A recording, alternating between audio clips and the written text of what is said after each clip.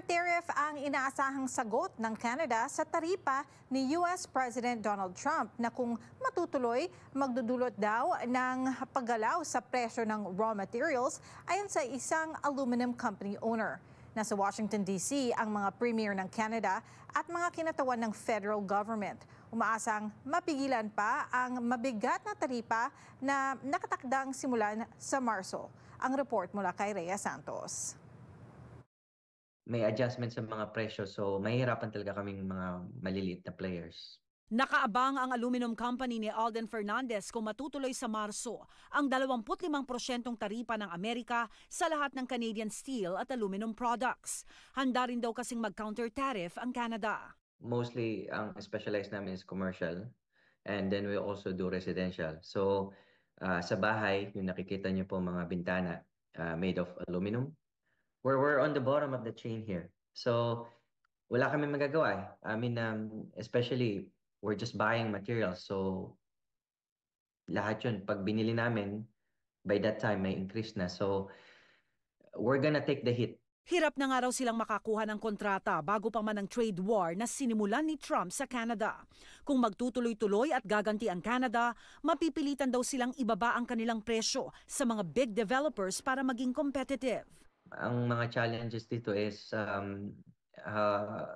how can I get a job with competitive price? So there's really a chance that I'm preparing myself to really cost cutting, like manpower wise. This is the first time 13 premiers have showed up to Washington, and I'm so grateful as chair to have such a talented group standing with me right here.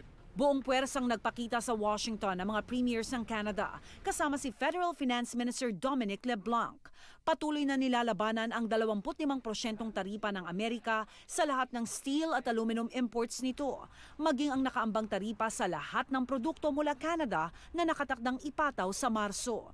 Lumalabas sa ilang mga ulat na 50% ang inaasahan sa steel at aluminum products kapag natuloy ang mga bantang taripa ni Trump. Pero ayon kay LeBlanc, inaayos ng Feds na marating ang isang economic deal bago pa man ito mangyari.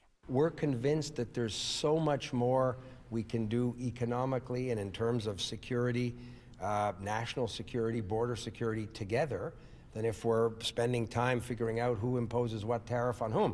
Naging abala rin ang mga provincial at territorial leaders sa pakikipagpulong nila sa mga mambabatas at business leaders ng Amerika. Naniniwalang bukas si Trump na makipag-usap.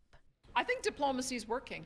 I think that the fact that we got a 30-day reprieve was because we agreed to work on the cross-border problem of fentanyl. Canada will never be the 51st state, but there's lots we can talk about in terms of working closely together on transnational organized crime or whatever it is the president is interested in. We don't have to fight and cause economic damage to each other to do that.